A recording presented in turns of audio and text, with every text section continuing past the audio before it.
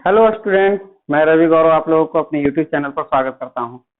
पिछले वीडियो में आप लोगों ने देखा parallelogram law, triangle law, vector के बारे में बेसिक कॉन्सेप्ट जाने। आज हम लोग जानेंगे कि उन्हीं सारी बेसिक कॉन्सेप्ट से आधारित न्यूमेरिकल को सॉल्व कैसे करते हैं। तो जो स्टूडेंट हमारे यूट्यूब चैनल पर नए हैं वो सबसे पहले इस चैनल को सब्सक्राइब कर ले, बेल बटन को प्रेस कर ले, ताकि आपको जब भी हम कोई नया वीडियो डाले तो आप लोगों को सबसे पहले नोटिफिकेशन प्राप्त हो। ठीक है, तो हम सबसे पहले रिवीजन करते हैं कि पिछला वीडियो में आप लोगों ने देखा क्या। आप लोगों ने जाना कि अगर कोई ये ए वेक्टर है, ये कोई बी वेक्टर है, तो ए वेक्टर और बी वेक्टर का बीच का एंगल थीटा है। ठीक है, तो इसका रिजल्टेंट वेक्टर कैसा होगा? इसका रिजल्टेंट वेक्टर इस प्रकार से होगा, जो कि आर वेक्टर। तो आर वेक्टर को क्या बोला जाएगा? A vector plus B vector. ये एंगल थीटा क्या है? दोनों ए वेक्टर और बी वेक्टर के डायरेक्शन के बीच का एंगल थीटा है। तो आर वेक्टर का मैग्नीट्यूड क्या बोलेंगे? आर वेक्टर का मैग्नीट्यूड आर, ए वेक्टर का मैग्नीट्यूड ए, बी वेक्टर का मैग्नीट्यूड बी। तो आर बराबर क्या बोलेंगे? Root under A square plus B square plus 2ab cos theta. ये पढ़े थे। ये आपका पैरेललोग्राम लॉ। पैरेललोग्राम लॉ में कहा जाता है कि दो साइड, जैसे पैरेललोग्राम का दो साइड एडजेसेंट साइड है, ए वेक्टर और बी वेक्टर, दोनों एडजेसेंट साइड के बीच का एंगल थीटा है। ठीक है, उन दोनों एडजेसेंट साइड के बीच का एंगल थीटा है, उन दोनों एडजेसेंट साइड से होकर आपको ये एक डायगोनल निकला है। ठीक है, तो ये डायगोनल आर वेक्टर है। तो ध्यान देना है कि किसी भी पैरेललोग्राम को बना लेना है। पैरेललोग्राम का दो साइड है, एक एडजेसेंट साइड है A vector and B vector, उसका जो डायगोनल होगा वो डायगोनल आर वेक्टर क्या कहलाएगा? Resultant vector. तो सबसे पहले ये ध्यान रखिएगा कि वेक्टर क्वांटिटी को जोड़ते कैसे हैं। ऐसा नहीं वेक्टर क्वांटिटी मान लीजिए ए वेक्टर बराबर फाइव, कुछ भी आपका लिखा हुआ है, A vector plus B vector, A vector plus B vector, तो बराबर कुछ वैल्यू दे दिए। नहीं, ए वेक्टर प्लस बी वेक्टर बराबर एक रिजल्टेंट वेक्टर होगा और इस वेक्टर का डायरेक्शन और मैग्नीट्यूड होगा। ये बेसिक कॉन्सेप्ट है। अब आते हैं पैरेललोग्राम लॉ के बारे में। ये पैरेललोग्राम लॉ हो गया। इसी प्रकार से हम लोग ट्रायंगल लॉ के बारे में देखते हैं। ट्रायंगल लॉ में क्या आप लोगों ने देखा कि दोनों ट्रायंगल लॉ में एक वेक्टर लेते हैं, वेक्टर के हेड पर, ये ए वेक्टर है, वेक्टर के हेड पर दूसरे वेक्टर का टेल को रखते हैं और पहले वेक्टर के हेड को, टेल को दूसरे वेक्टर के हेड के साथ मिला देते हैं, तो एक रिजल्टेंट वेक्टर आर वेक्टर प्राप्त होता है। तो इस प्रकार से आर वेक्टर बराबर क्या हो गया? ए वेक्टर प्लस बी वेक्टर। तो आप आर वेक्टर बराबर A vector plus B vector को दो तरीका से लिख रहे हैं। अब यहाँ पर एंगल देखिए, इन दोनों के ए वेक्टर और बी वेक्टर के दोनों के डायरेक्शन के बीच का एंगल थीटा है। इसके पहले पैरेललोग्राम लॉ के तहत देखा ए वेक्टर बी वेक्टर और इस प्रकार से आर वेक्टर, दोनों के बीच का। दोनों कॉन्सेप्ट को ध्यान से देखिए और समझिए। बात क्लियर है? तो आर वेक्टर बराबर A vector plus B vector. बताइए आर वेक्टर का मैग्नीट्यूड क्या आ जाएगा? आर बराबर root under A square plus B square plus 2ab cos theta. ठीक है, अब ये आर वेक्टर ए वेक्टर के साथ एंगल अल्फा बनाता है, आर वेक्टर ए वेक्टर के साथ एंगल अल्फा बनाता है। तो tan अल्फा बराबर क्या हो जाएगा? बताइए, tan अल्फा बराबर क्या बताए थे? बी साइन थीटा बटा A plus B cos theta. अगर बाय द वे ये अगर by the way alpha angle किसका, आर वेक्टर ए वेक्टर के साथ एंगल बनाता है अल्फा, और if R vector makes an angle beta with B vector के साथ बनाएगा, तो tan बीटा बराबर क्या लिखेंगे? tan बीटा बराबर क्या हो जाएगा? ए साइन थीटा बटा B plus A cos theta. ध्यान दीजिएगा, tan अल्फा, अल्फा एंगल क्या है? Resultant vector R vector A vector के साथ एंगल अल्फा बनाता है, तो tan alpha B sine theta बटा A plus B cos theta. यही resultant vector R vector B vector के साथ बीटा एंगल बनाता है, तो tan बीटा बराबर ए साइन थीटा बटे B plus A cos theta. ये सब कुछ आपको पिछला वीडियो में आप लोगों ने जाना था कि क्या होता है। अगर आप लोगों ने पिछला वीडियो नहीं देखा है तो सबसे पहले आप पिछला वीडियो को देख लें। उसके बाद आज के वीडियो पर आइएगा ताकि आपको समझने में कोई दिक्कत ना हो। अब आप देखते हैं इसका स्पेशल केस, ठीक है। स्पेशल केस का मतलब क्या होता है कि आप लोगों ने जाना कि आर वेक्टर बराबर A vector plus B vector, R बराबर root under A square plus B square plus 2ab cos theta और tan अल्फा बराबर बी साइन थीटा बटे A plus B cos theta figure बना देते हैं।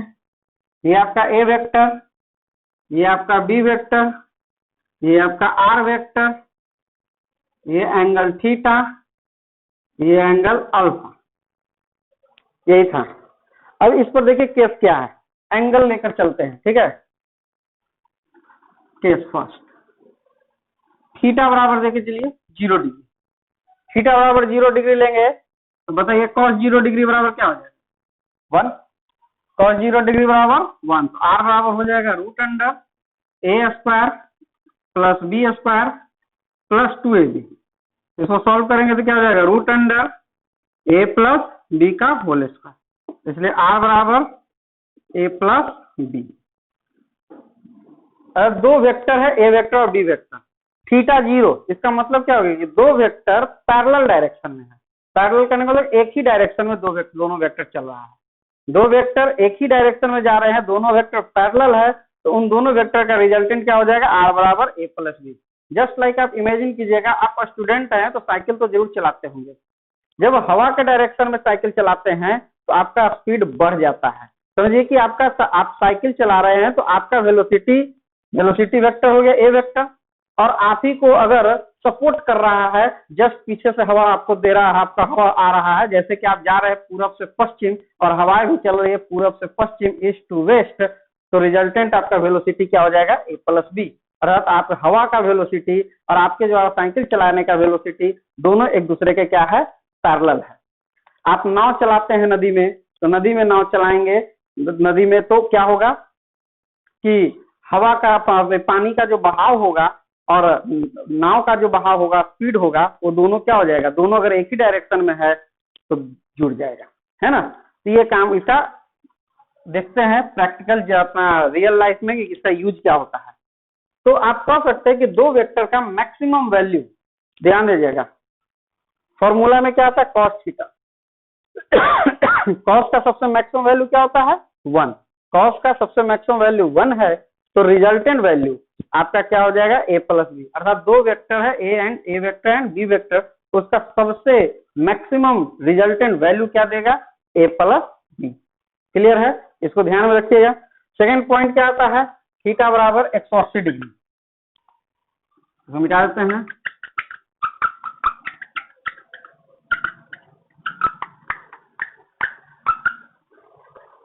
सेकंड आते हैं थीटा बराबर 180 डिग्री, थीटा बराबर 180 डिग्री हो जाएगा, तो cos 180 डिग्री बराबर -1। तो इस कंडीशन में आर बराबर क्या आ जाएगा, ध्यान दीजिए क्या वैल्यू रखेंगे A square plus B square 2ab cos 180 हो जाएगा root under A square plus B square minus 2ab। इस प्रकार से आर बराबर क्या आ जाएगा ए माइनस बी।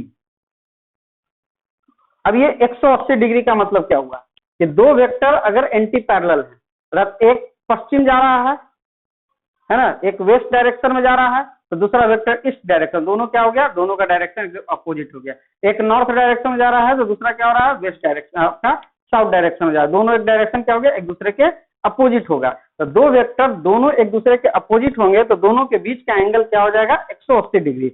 अब इसको रियल लाइफ में इमेजिन कीजिए, आप कहीं क्लास वास जाते होंगे साइकिल से, आप अगर साइकिल चला रहे हैं वेस्ट की ओर और हवाएं चल रही है वेस्ट से ईस्ट की ओर, ठीक है, तो देखिए आपको साइकिल चलाने में ज्यादा दिक्कत होगी। क्यों? क्योंकि जो रिजल्टेंट वेलोसिटी होगा, आप चला रहे हैं 20 मीटर पर सेकंड की स्पीड से ईस्ट से वेस्ट और हवाएं चल रही है 10 मीटर पर सेकंड से वेस्ट टू ईस्ट, तो उस समय क्या दोनों का वेलोसिटी क्या हो गया एक दूसरे के अपोजिट, तो रिजल्टेंट क्या हो गया 20 - 10।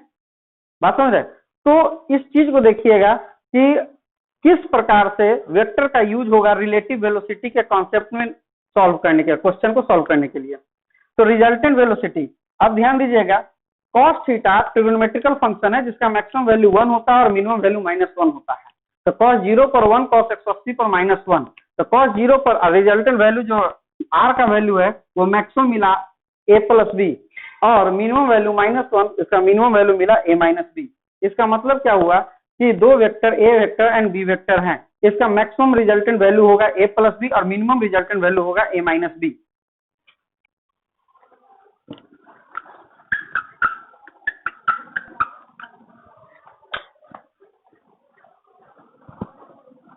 अगर ये वीडियो आप लोगों को अच्छा लग रहा होगा तो इसको जरूर लाइक करेंगे, दोस्तों के बीच में शेयर करेंगे ताकि हर स्टूडेंट को बेनिफिट मिल सके। अब इसके बाद आते हैं, अगर कहते हैं कि अगर थीटा बराबर 90 डिग्री, थीटा बराबर 90 डिग्री हो तो आर का वैल्यू क्या आ जाएगा? आर बराबर हो जाएगा √ए² plus B square plus 2ab cos 90, और जानते हैं cos 90 का वैल्यू कितना होता है? 0, इसलिए आर बराबर √a² प्लस बी स्क्वायर। समझ में आ गया? ये इस प्रकार से निकालेंगे। और दूसरी बात, अब रही बात एंगल निकालने के लिए, अभी तक हम एंगल नहीं निकाल रहे थे, वैल्यू पुट कीजिएगा, tan अल्फा बराबर क्या लिखे थे? b sin थीटा बटा a plus b cos theta. Theta की जगह 90 डिग्री रखेंगे, ये कितना आ जाएगा? b sin 90 a plus b cos 90। sin 90 का वैल्यू 1, b cos 90 0, b बटा a। तो अल्फा बराबर क्या हो जाएगा? tan इनवर्स b बटा a। अगर ये जो अल्फा एंगल दिख रहा है ये रिजल्टेंट वैल्यू क्या है? tan इनवर्स b बटा a।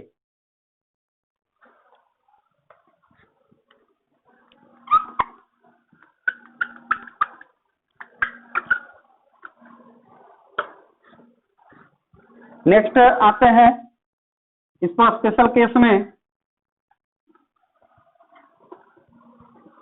क्या देखिए क्या क्या आप पढ़े थे? आर बराबर आर वेक्टर बराबर A vector plus B vector, R बराबर √a² plus b² plus 2ab cos theta, tan alpha बराबर b sin थीटा बटा a plus b cos theta, ये पढ़े थे। अब स्पेशल केस लेते हैं, अगर मान लेते हैं कि ए वेक्टर का मैग्नीट्यूड ए वेक्टर का मैग्नीट्यूड बी वेक्टर के मैग्नीट्यूड के बराबर है, और आप कह सकते हैं कि ए बराबर क्या है?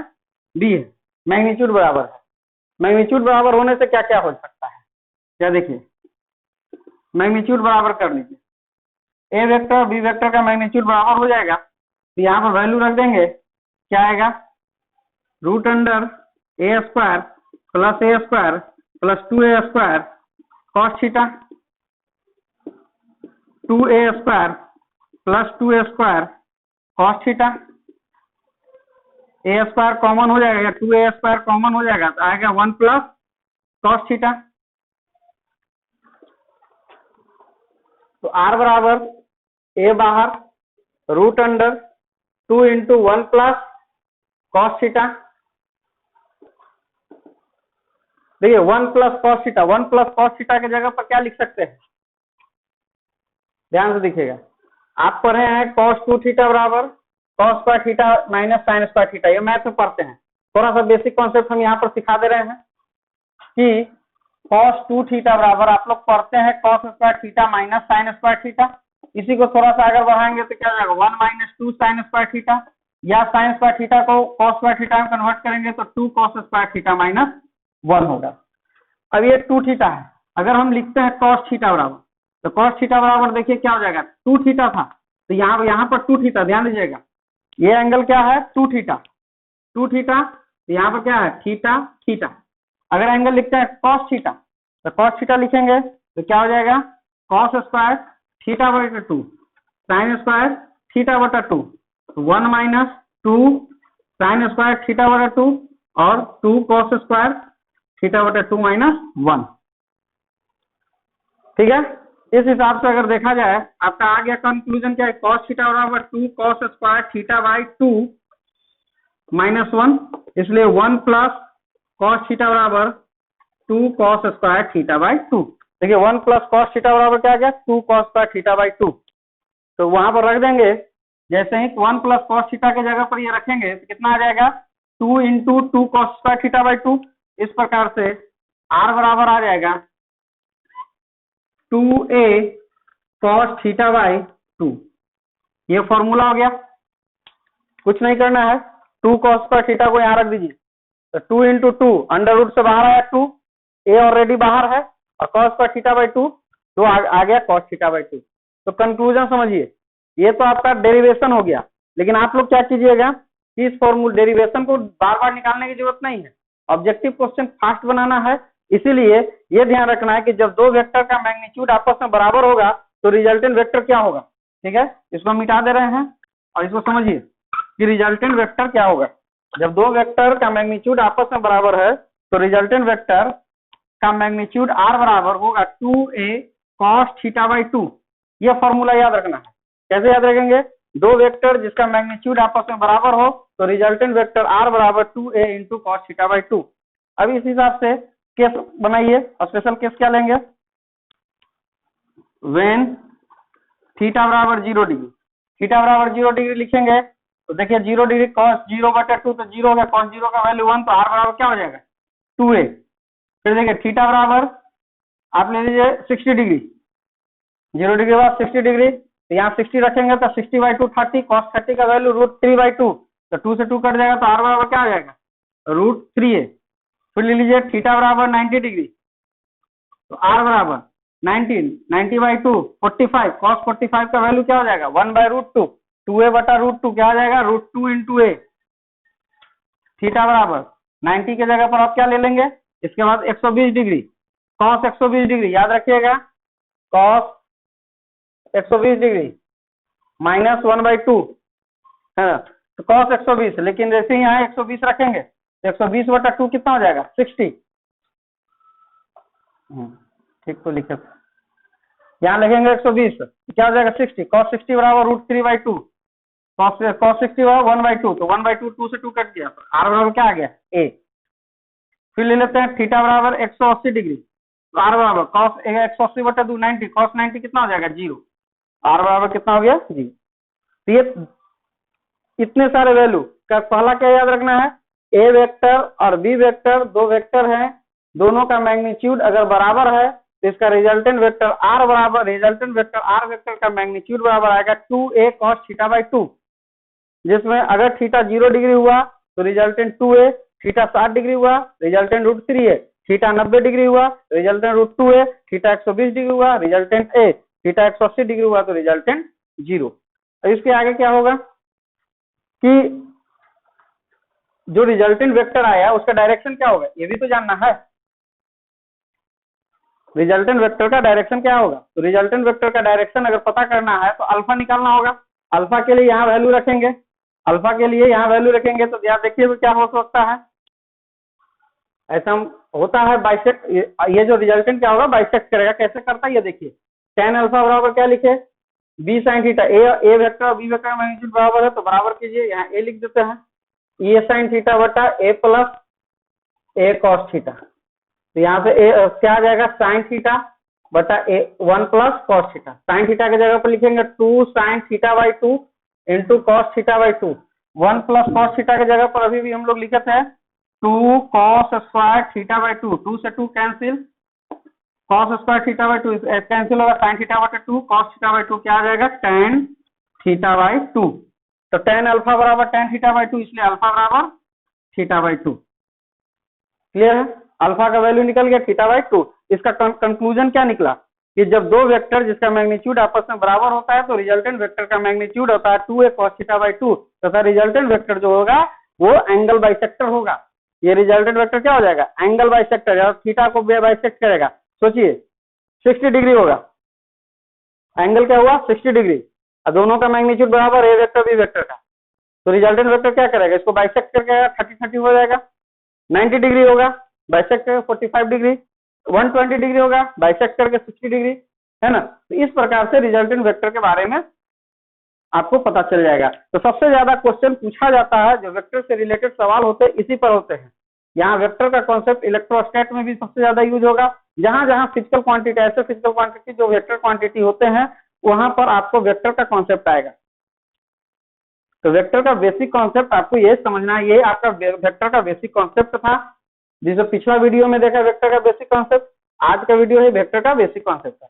अब इसमें से प्रॉब्लम होगा, वो कुछ प्रॉब्लम को हम सॉल्व करेंगे आपके सामने।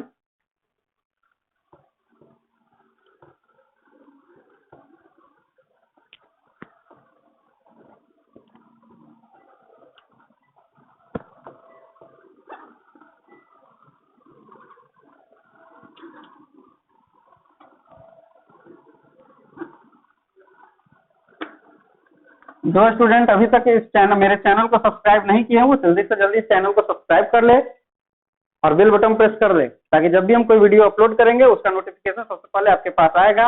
अगर वीडियो अच्छा लग रहा होगा तो लाइक बटन जरूर प्रेस कीजिएगा, और अगर ज्यादा अच्छा लग रहा है तो दोस्तों में शेयर कर दीजिए। ठीक है, आप जरा सोचिए, एक बताते हैं, ये एक एंगल ए वेक्टर है, ठीक है, ये एक एंगल बी वेक्टर है, इन दोनों एंगल के बीच का एंगल थीटा है।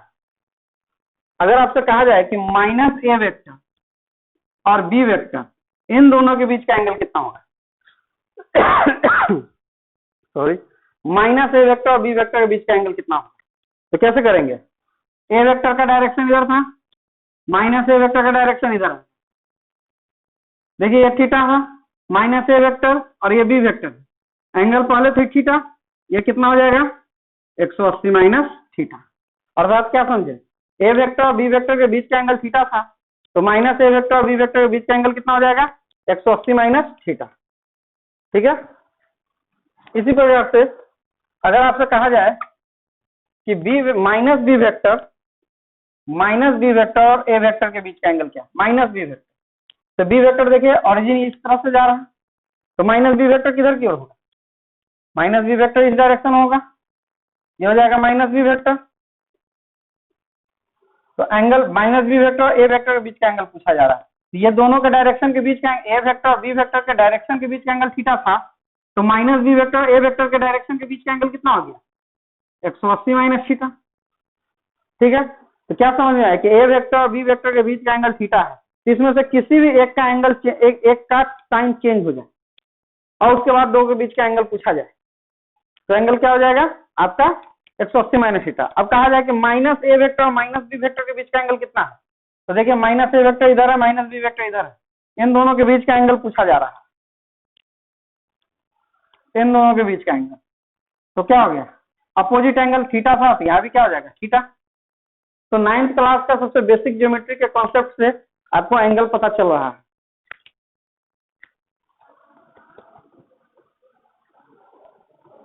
कुछ क्वेश्चन पर आते हैं, हमारे पास कुछ क्वेश्चन है। सबसे आसान क्वेश्चन है जो स्टूडेंट अभी अभी समझिए कि 10th से 11th में, जो स्टूडेंट 10th से 11th में है, अभी अभी 10th पास किए हैं और 11th में आए हैं, उनके लिए कुछ सबसे इजी सवाल है, कुछ क्वेश्चन है। वो क्वेश्चन हमारे पास यहाँ पर है, दिखा हुआ है ना, उसी क्वेश्चन को हम लोग डिस्कस करने वाले हैं। क्या है क्वेश्चन? कहा जा रहा है कि if the resultant of two unequal vectors, if the resultant of two unequal vectors, unequal vectors कहने का मतलब क्या है कि दो वेक्टर है, दोनों वेक्टर का मैग्नीट्यूड आपस में बराबर नहीं है, तो resultant two unequal vectors is equal to sum of their magnitude. दो अनइक्वल वेक्टर का जो रिजल्टेंट है, रिजल्टेंट दो अनइक्वल वेक्टर, ए वेक्टर और बी वेक्टर दो अनइक्वल वेक्टर है, उसका रिजल्टेंट हो गया आर वेक्टर। तो कहा जा रहा है unequal vector is equal to sum of their magnitude, R बराबर है ए प्लस बी।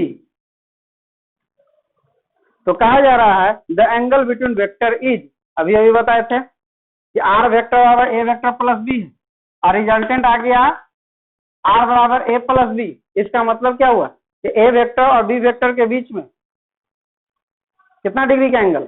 0 डिग्री। cos 0 का वैल्यू ना 1 होता है, तो ए वेक्टर और बी वेक्टर क्या हो जाएगा? दोनों के बीच का एंगल क्या हो जाएगा? 0 डिग्री। नेक्स्ट क्वेश्चन है resultant of two vectors A vector and B vector is given by, R vector बराबर दिया हुआ है, is given by A minus B, ऐसे दिया हुआ है। कहा जाए resultant of two vectors A vector and B vector is given by R बराबर A minus B, angle between A vector and B vector. बताइए आर बराबर ए माइनस बी होगा। अब पूछा जा रहा है angle between A vector and B vector, तो क्या एंगल देंगे? इसके लिए एंगल थीटा बराबर 0 डिग्री और इसके लिए एंगल थीटा बराबर 180 डिग्री। यही तो अभी तक डिस्कस किए थे। फिर नेक्स्ट क्वेश्चन क्या है? कहा जा रहा है A vector plus B vector बराबर A vector minus B vector. अगला क्वेश्चन है A vector plus B vector बराबर A vector minus B vector, ये क्वेश्चन है। तो पूछा जा रहा है कि magnitude of B vector, B vector का मैग्नीट्यूड क्या होगा? या इसको सॉल्व कीजिए, तो इसको इस तरफ लाएंगे, ए वेक्टर प्लस इधर लाएंगे तो क्या हो जाएगा? A vector minus A vector plus B vector plus B vector बराबर 0, ये तो कैंसिल हो जाएगा। 2b वेक्टर बराबर 0, तो b वेक्टर बराबर 0 और b का वेक्टर का मैग्नीट्यूड क्या हो जाएगा? 0। आंसर क्या हो जाएगा? 0 हो जाएगा। फिर कहा जा रहा है ए वेक्टर का मैग्नीट्यूड 2 है। नेक्स्ट क्वेश्चन है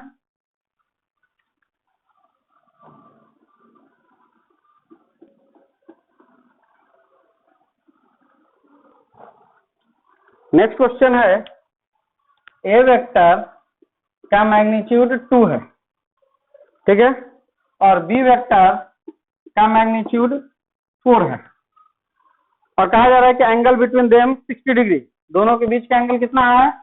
60 डिग्री। तो कहा जा रहा है then magnitude of A vector minus B vector what? A vector minus B vector का मैग्नीट्यूड।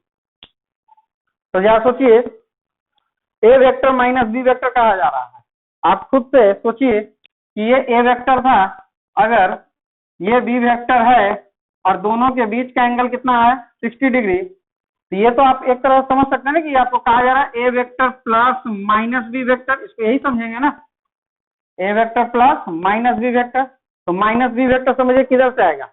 ये बी वेक्टर है तो माइनस बी वेक्टर यही होगा, ये होगा माइनस बी वेक्टर। 60 डिग्री हो गया तो एंगल दोनों के बीच में कितना हो गया? 120 डिग्री। तो ए वेक्टर और माइनस बी वेक्टर के बीच का एंगल 120 डिग्री। सॉल्व कर दीजिए तो क्या वैल्यू आ जाएगा?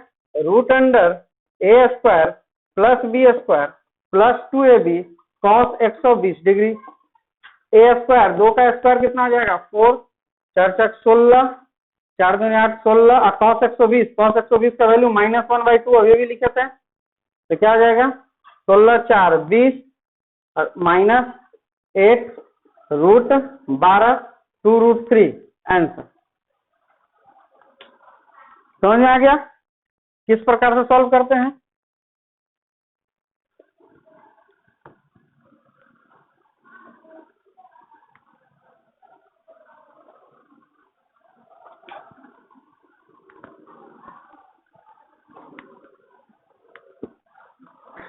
नेक्स्ट क्वेश्चन देखते हैं क्या है।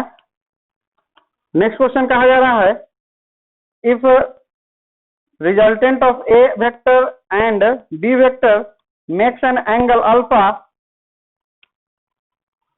ए वेक्टर और बी वेक्टर का रिजल्टेंट है, आर वेक्टर बराबर क्या लिखेंगे? A vector plus B vector.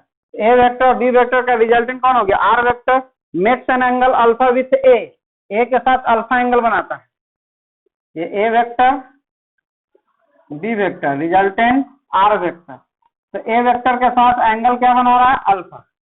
और कहा जा रहा है and B vector and beta with B vector and beta with B vector, beta है with B vector, B vector के साथ बीटा एंगल बना रहा है। तो ऑप्शन दिया हुआ है, ऑप्शन क्या क्या है? इस ऑप्शन को लिख देते हैं alpha less than beta. Second option है alpha greater than beta if A less than beta. C option है alpha less than beta if A बराबर बी, और डी ऑप्शन है alpha less than beta if A less than B. ध्यान से देखिएगा, real life में अगर दो व्यक्ति के बीच में विवाद है और कोई तीसरा आदमी उसको सुलझाने जाता है और रात मामला सुलझ गया, तो सुलझा हुआ मामला वो रिजल्टेंट हो गया उस दोनों व्यक्ति के बीच के विवाद का। और वो जो रिजल्टेंट है, जो रिजल्ट सुझाव निकला बीच का बात, वो रिजल्टेंट ज्यादा देखेंगे कि वो जो सबल व्यक्ति है उसके तरफ झुक जाता है। वो जो सुझाव जो रिजल्ट निकल के आया उसका झुकाव कहाँ रहता है? सबल व्यक्ति की तरफ। ये रियल लाइफ में होता है। वही चीज यहाँ भी है। ए वेक्टर और बी वेक्टर के बीच का एंगल अल्फा दिया हुआ। जरा सोचिए इस तरह से कि यहाँ पर tan अल्फा बराबर क्या लिखेंगे?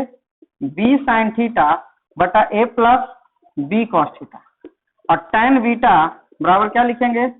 ए साइन थीटा बटा B plus A cos theta. क्या कहा जा रहा है कि अल्फा और बीटा के बीच में रिलेशन पता करना है कि अल्फा बड़ा है या बीटा बड़ा है। ठीक है, किसके बारे में पता करना है? तो आप इस चीज को कैसे कर सकते हैं कि अल्फा बड़ा होगा कि बीटा बड़ा होगा? तो हम ऐसे ही लिख लेते हैं, अल्फा ग्रेटर देन बीटा, अपने तरफ से लिख देते हैं कि if alpha greater than beta. ठीक है, तो क्या लिख सकते हैं? tan alpha greater than tan beta. ठीक है, tan अल्फा के जगह पर क्या लिखेंगे? बी साइन थीटा बटे A plus B cos theta greater than tan beta के जगह ए साइन थीटा बटा B plus A cos theta, है ना? तो A plus B cos theta, यहाँ क्या है? B plus A cos theta. इस चीज को देखिएगा, तो बी साइन थीटा और यहाँ पर है ए साइन थीटा, तो साइन थीटा तो कैंसिल हो जाएगा। तो क्या लिखेंगे? बी बटा A plus B cos theta greater than A बटा B plus A cos theta. Cross multiplication कर देंगे तो क्या हो जाएगा? B square plus A B cos theta greater than A square plus A B cos theta. A B cos theta भी हट जाएगा तो क्या आ गया? B square greater than A square, that means b greater than a. अब ये नहीं सोचेगा कि बी का value negative sir, plus minus b, तो बी का वैल्यू में निगेटिव नहीं आएगा, है ना? यहां पर बी स्क्वायर ग्रेटर देन ए स्क्वायर है, इस तरह से आप कह सकते हैं बी का वैल्यू क्या हो जाएगा? ग्रेटर देन ए।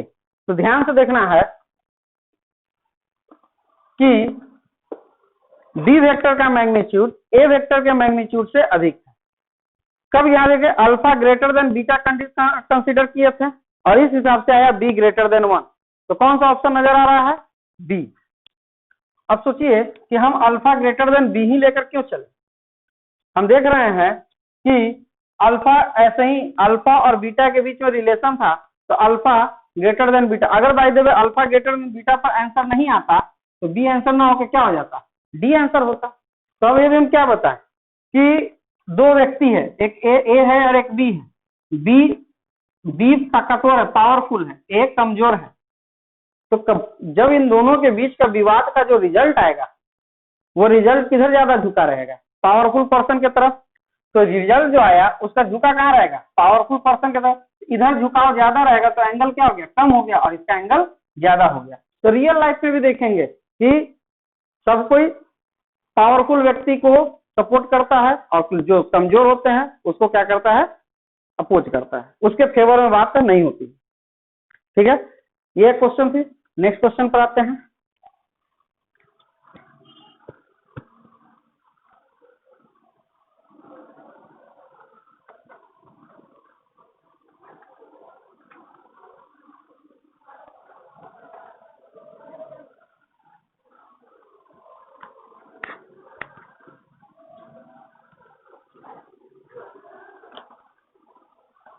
कहा जा रहा है कि if two vectors are equal, दो वेक्टर हैं जो कि बराबर हैं, दो वेक्टर हैं equal and their resultant is also equal.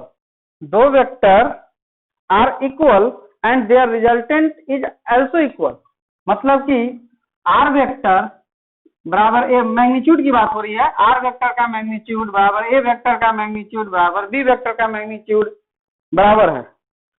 तो एंगल बिटवीन टू वेक्टर, अभी ये भी देखिए स्पेशल केस में बताए थे कि थीटा बराबर 120 डिग्री होता है तो रिजल्टेंट आर जो होता था जब कब ए वेक्टर का मैग्नीट्यूड बराबर बी वेक्टर का मैग्नीट्यूड है, तो थीटा 120 डिग्री होने पर रिजल्टेंट आर का जो मैग्नीट्यूड होगा, आर बराबर क्या लिखे थे, ए लिखे थे कि नहीं, तो आर बराबर ए बराबर B.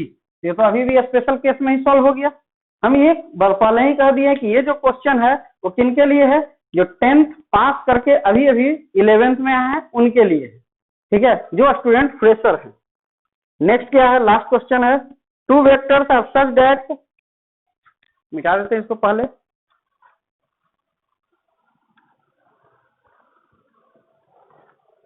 To vectors are such that A vector plus B vector का मैग्नीट्यूड बराबर A vector minus B vector का magnitude, the angle between the vector A vector and B vector, दोनों वेक्टर के बीच का एंगल निकालना है। ये ए वेक्टर बी वेक्टर का रिजल्टेंट है, इसका वैल्यू क्या आ जाएगा, root under A square plus B square plus 2ab cos theta. इसका क्या आ जाएगा resultant, a square plus B square minus 2ab cos theta. क्यों लिखे माइनस, क्या सोचिए, पहले ही हम कहे हैं, ये मान लीजिए ए वेक्टर है, ये मान लीजिए कि बी वेक्टर है, दोनों के बीच का एंगल क्या हो गया, थीटा। तो माइनस बी वेक्टर का क्या आ जाएगा, ये आपका माइनस बी वेक्टर होगा, एंगल क्या हो जाएगा 180 माइनस थीटा। अब फॉर्मूला लिखते हैं 2ab cos थीटा, तो ये तो सही है। यहाँ पर क्या लिखेंगे 2a प्लस, अगर हम लिखते हैं प्लस 2ab तो एंगल क्या लिखना पड़ेगा 180 माइनस थीटा। अब 180 माइनस थीटा बराबर क्या होता है, माइनस cos थीटा, इसीलिए हम यहाँ पर माइनस दे दिए और यहाँ पर cos थीटा दे दिए, ठीक है। तो रूट से स्क्वायर कर दीजिएगा, काम खत्म हो जाएगा, ए स्क्वायर से ए स्क्वायर कैंसिल हो जाएगा, बी स्क्वायर से बी स्क्वायर कैंसिल हो जाएगा, 4ab cos थीटा बराबर 0, इसलिए cos थीटा बराबर 0। अब बताइए थीटा का क्या होता है, 90 डिग्री पर ही होता है। इसका मतलब क्या हो गया कि थीटा का वैल्यू 90 डिग्री हुआ तो ए वेक्टर और बी वेक्टर दोनों क्या है, एक दूसरे के परपेंडिकुलर, ए वेक्टर और बी वेक्टर दोनों क्या है, एक दूसरे पर परपेंडिकुलर, यही पूछा जा रहा था। तो आज जो भी न्यूमेरिकल हम सॉल्व किए हैं, ये न्यूमेरिकल आपके इस जो यूट्यूब चैनल के डिस्क्रिप्शन बॉक्स में ये न्यूमेरिकल आपको मिल जाएगा, एक लिंक मिलेगा, उस लिंक से न्यूमेरिकल को डाउनलोड कर लीजिएगा, ठीक है। और दूसरी बात, अभी तक जो स्टूडेंट इस चैनल को सब्सक्राइब नहीं किया, सबसे पहले सब्सक्राइब कर लें, बेल बटन प्रेस कर लें, ताकि जब भी कोई नया वीडियो डाले उसका नोटिफिकेशन आपके पास जल्दी से जल्दी पहुंच जाए। और वीडियो को लाइक कर ले, अपने दोस्तों के बीच में शेयर कर ले। धन्यवाद वीडियो देखने के लिए।